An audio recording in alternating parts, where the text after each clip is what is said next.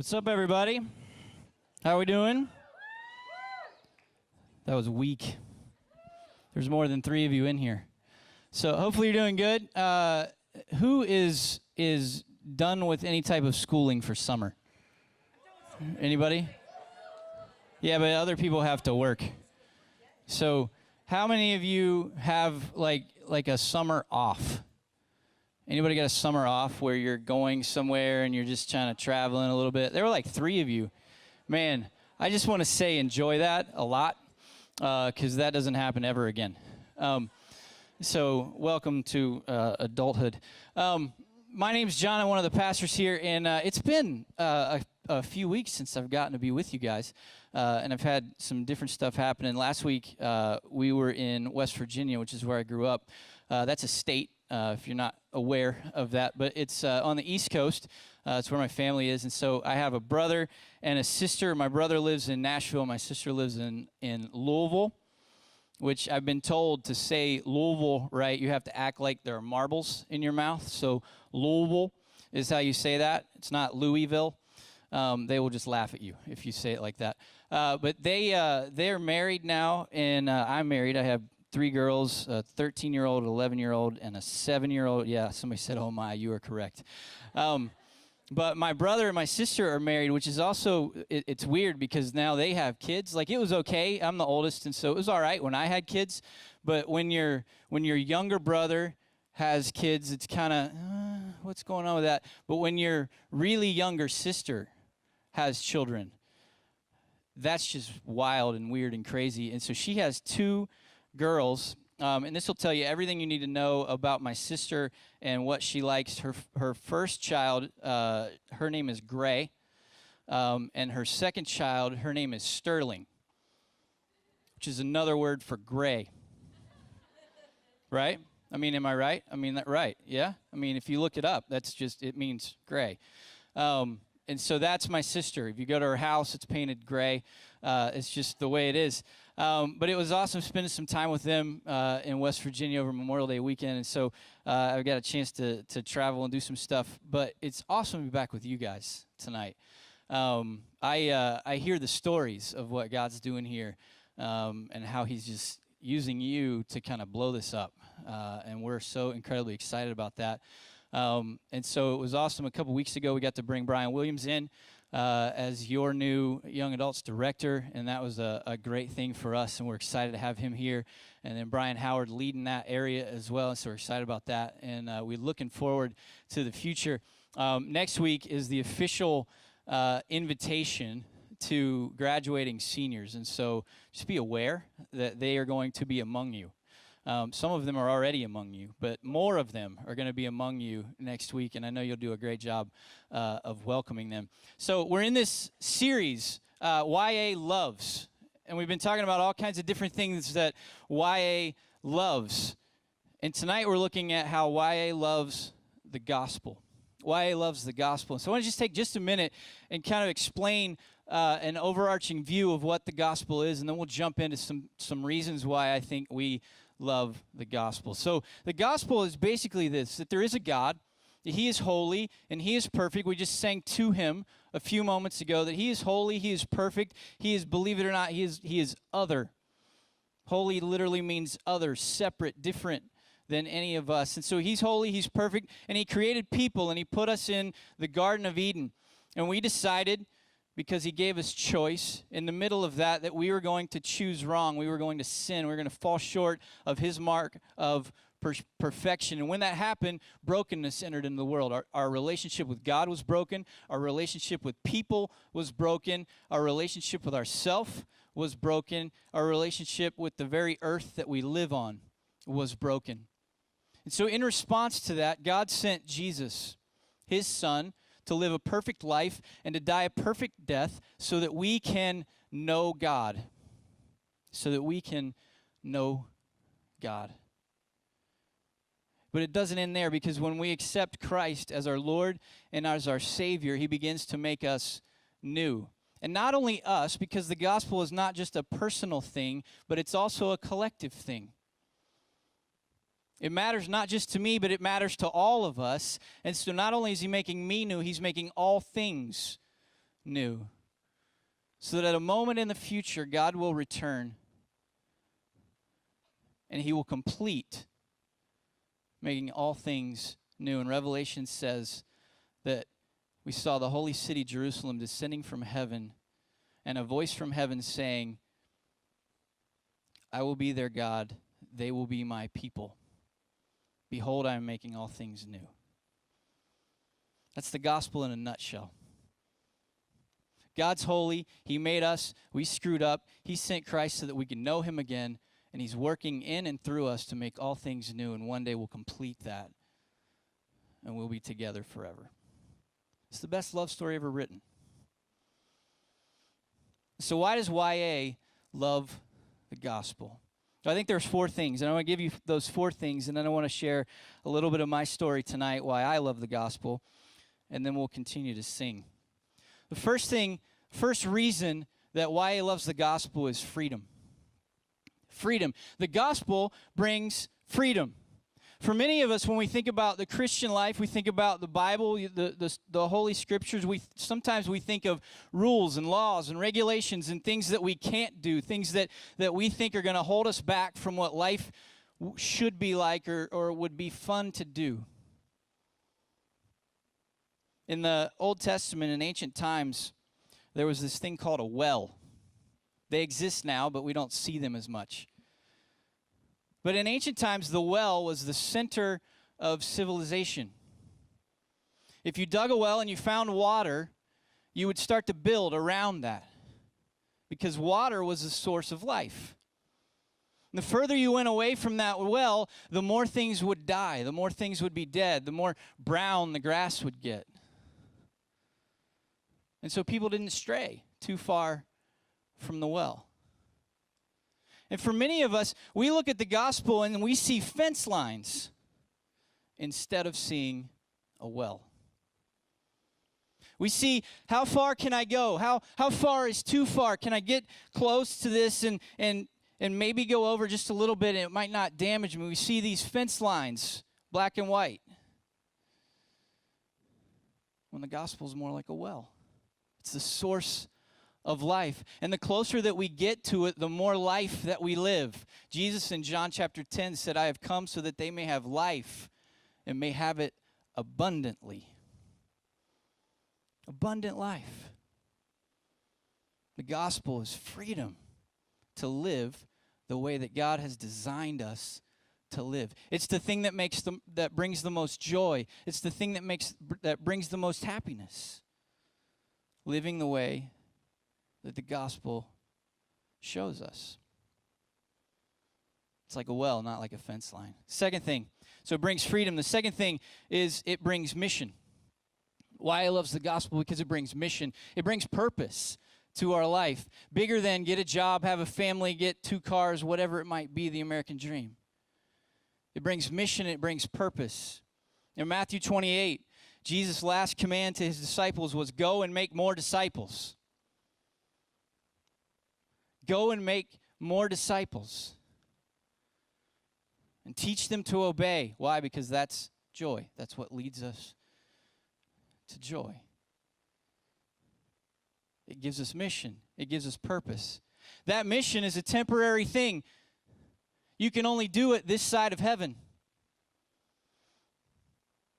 And so it gives us an urgent mission, because I can't take that mission with me to heaven. John Piper said that mission exists because worship does not. Mission exists because worship does not. The goal of the Great Commission, the goal of the mission that God has given us, is that all would become worshipers of Jesus. And so right now, mission exists because there are some who are not yet worshipers of Christ. So it gives us a temporary, urgent mission that we cannot take to heaven with us. So it brings freedom, it gives us mission or purpose. And then the third thing is that it gives us a people group. It gives us a people group.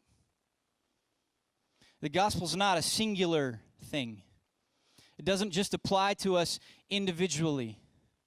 We have our personal relationship with God, but then we have our collective relationship with God. Many of you, when I talk to you, one of the reasons you're here is you say the word community, which is a great word. And it just rolls off your lips because you're craving community. Well, the gospel did that. We're not here because it's a social club, or we're not here because there's nothing better to do on Thursday night. We're here because there is a gospel, and it is true, and Jesus is changing our life, and he's changing the lives of everyone around us, and so it's created this people group that's eternal. So mission might be temporary, but the people group that you're among is eternal. It lasts forever. It matters forever.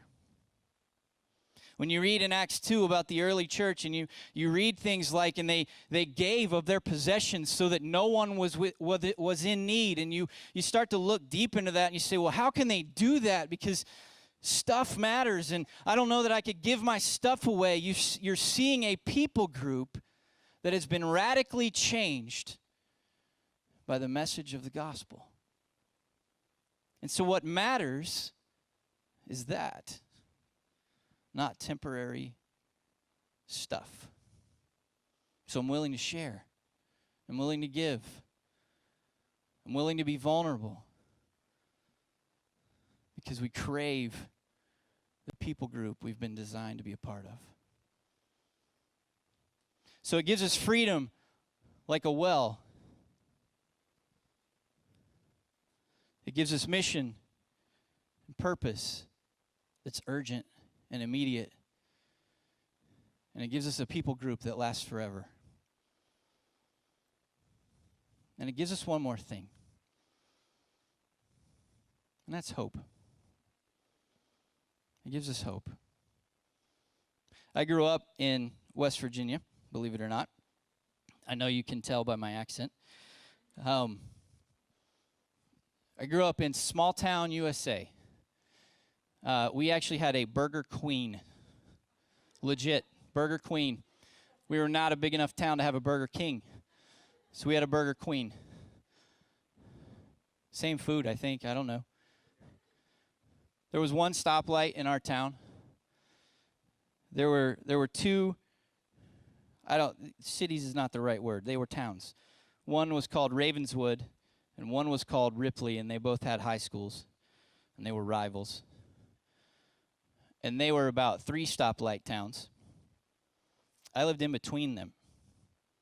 Small town USA. And this little place called Cottageville. My dad was a pastor of a country church of about 150 people on a good day. I can still remember the inside of that church. We had Vacation Bible School in the church, and we had all kinds of stuff. And I remember back then, we at VBS, we would do the big half trough of banana split. Have you ever seen this before? You guys probably know. I'm scarring you. I'm sorry.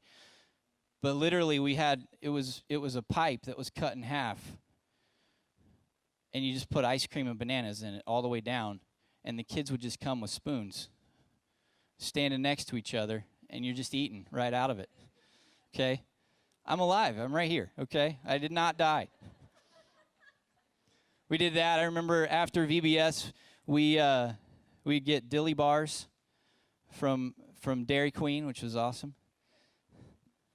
But that church, it was one of those old churches that had like a little sign on the wall that said like this week's attendance 110, last week's attendance 93. You know, my dad was the pastor. He was the only pastor.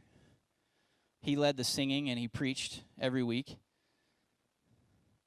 And our life was pretty cool. I lived in a neighborhood where I knew pretty much everybody around me. We didn't have fences.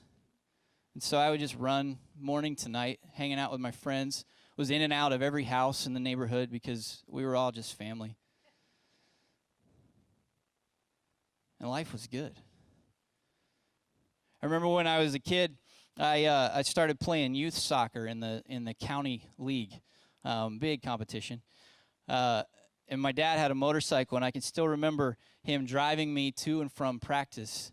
And I was sitting on the back of the motorcycle, and I can feel the foot pegs vibrating against my feet. You know how memories like that kind of stick with you? You think about your childhood, and you think about different things that just stick out, and you don't know really why. But I remember we had a Vega, which is a car. It's like a hatchback car with no power steering. It was awful. But life was awesome.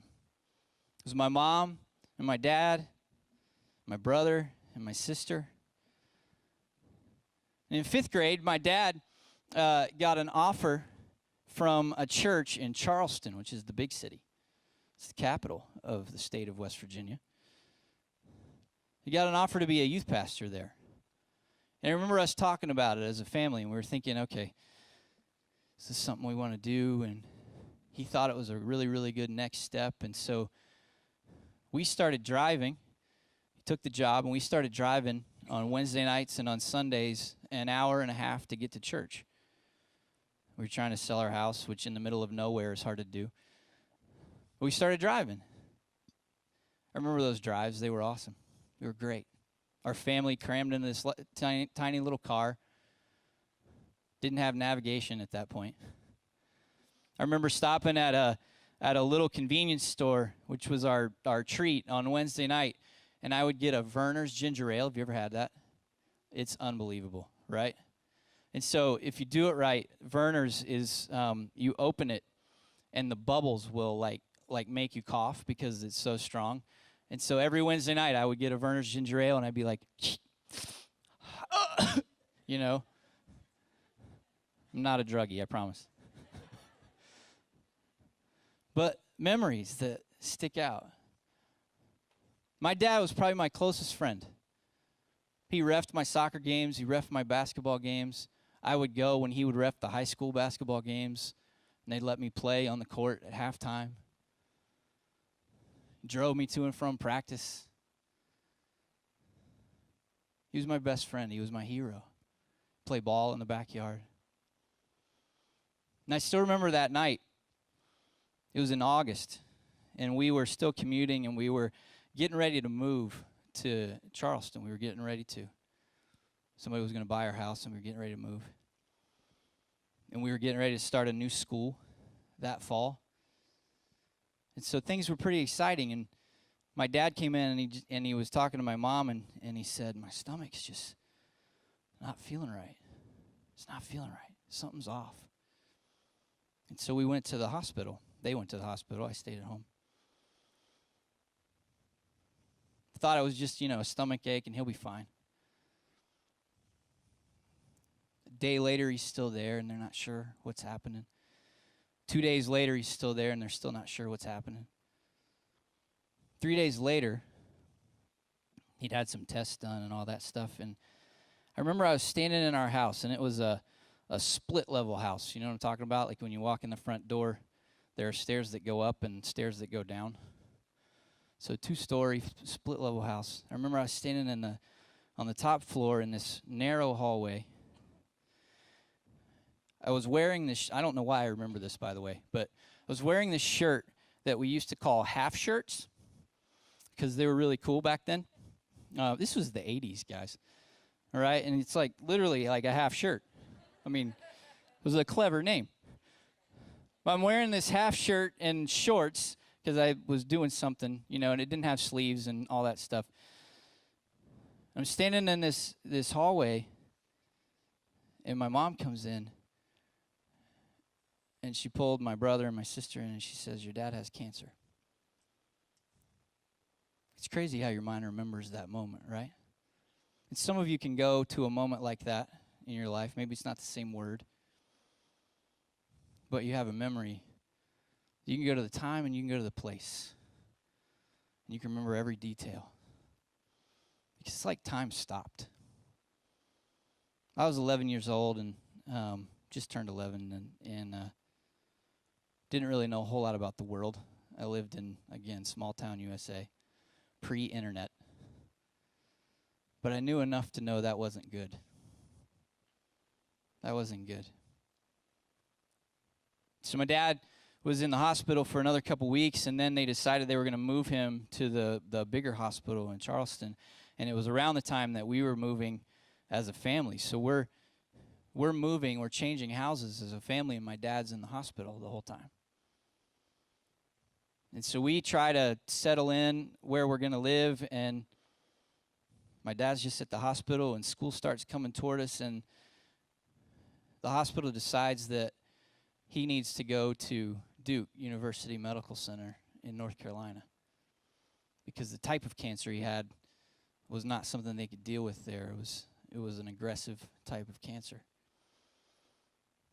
And so somebody arranges to fly him there. My dad still hasn't been to our new house. So the pastor of our new church, we've been there for 6 months, has me and my brother and my sister move in with them. And my mom goes to North Carolina with my dad. I started school a week late. I remember I walked in the first day, and the teacher, really happy to see me, and she brings me over to my desk, and we had name tags on our desk back then, and this is 6th grade, and on the top of my desk it says John Mark. I'm like, that's not my name. It's my middle name, but that's not my name. Nobody calls me John Mark. This is why would they call me John? So I started school. New people, never met them before. Moved into this house with these kids that I barely knew. They went from 4 to 7 overnight, which was crazy. We started living life. We would pile in this old Chevy, all 7 of us, every morning, and drive to school and drive home. My dad and my mom were somewhere else. Thanksgiving rolls around, and they send my dad home for the first time. Thanksgiving of 1988. I remember him sitting in the living room of this house, and just a couple weeks ago I saw it was on the market, and so I was like looking through the pictures. Oh my goodness. I remember him sitting in the living room of this house, and he's on a hospital bed, and he probably weighed like 70 pounds. His skin was all yellow, and I just, I have this picture in my head. And that December 3rd, 1988, my dad passed away. He was at our new house once.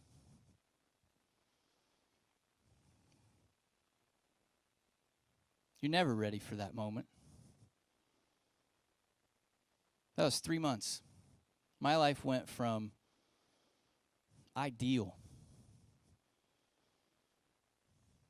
to tragic. I was a stat now. I had a story. Like I said, some of you are right there with me. Some of you have yet to experience pain that deep. Life changed, man. Life changed after that.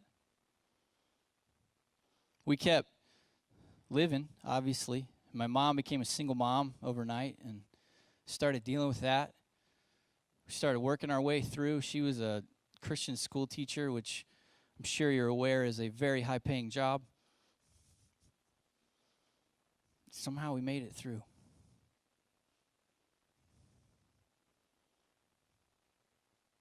Why is that? The gospel. Because the gospel brings hope. It brings freedom. It brings purpose and mission. But it brings a people group. And it brings hope. It brings hope. It brings us ultimate hope. Hope that God's doing something incredible and restoring what was broken.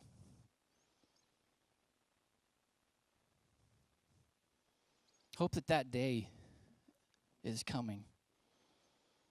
That all around us He's working right now to make all things new.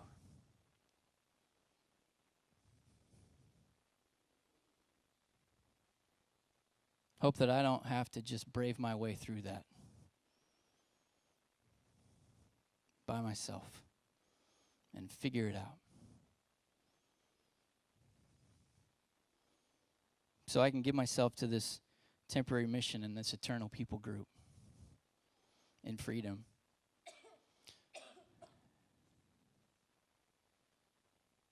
So why does the gospel bring hope? Because it shows up in the mess. It shows up in the rubble of our life.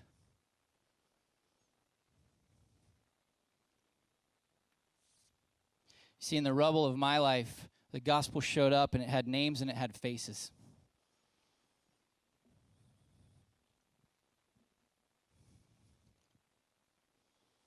It was named Marty. That was my mom. She gave everything she had just to keep food on our table. I ate so many frozen pizzas. I still love them. It was named Peter. He was my youth pastor. He took extra time to pour into me. He had to talk with me. You know. Yeah. It worked. I have 3 kids.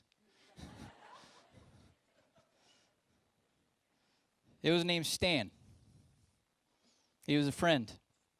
I was 15. It was a snowy night, which for Stan, that was fun. He had a new truck. He took me to a Walmart parking lot and said, floor it and spin the wheel and see what happens.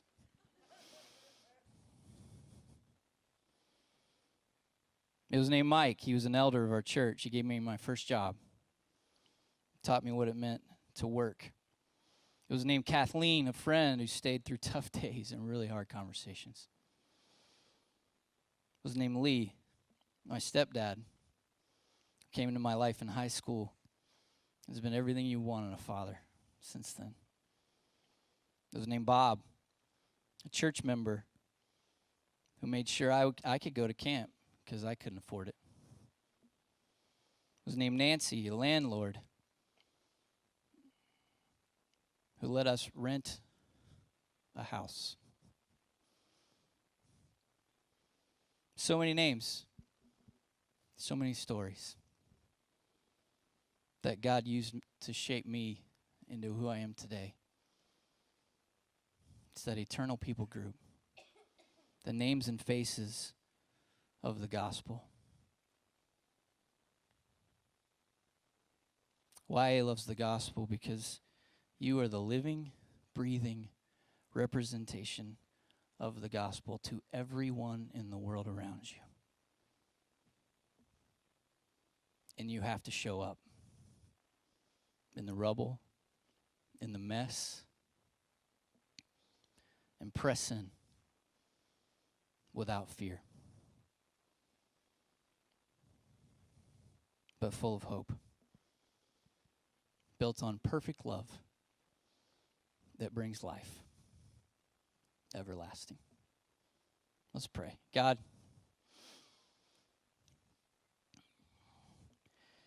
we give you glory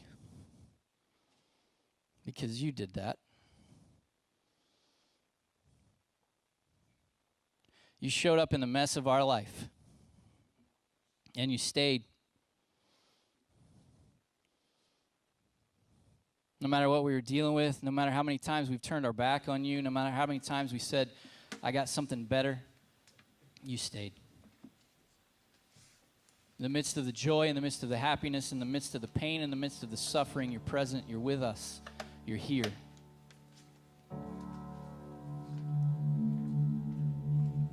And so I pray tonight, God, that you would give us a deep love for your gospel. This perfect love that casts out fear.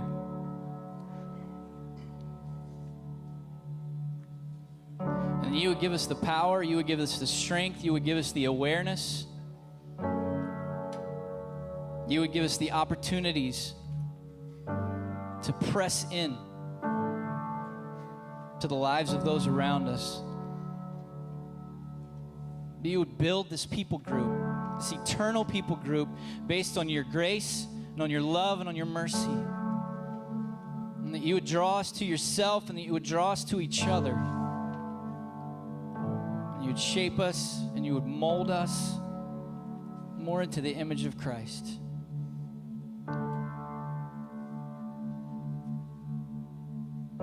Give us an awareness of what you're doing. Give us a trust in who you are. Give us just an abiding love for the people around us. And we'll give you the glory for everything. For everything.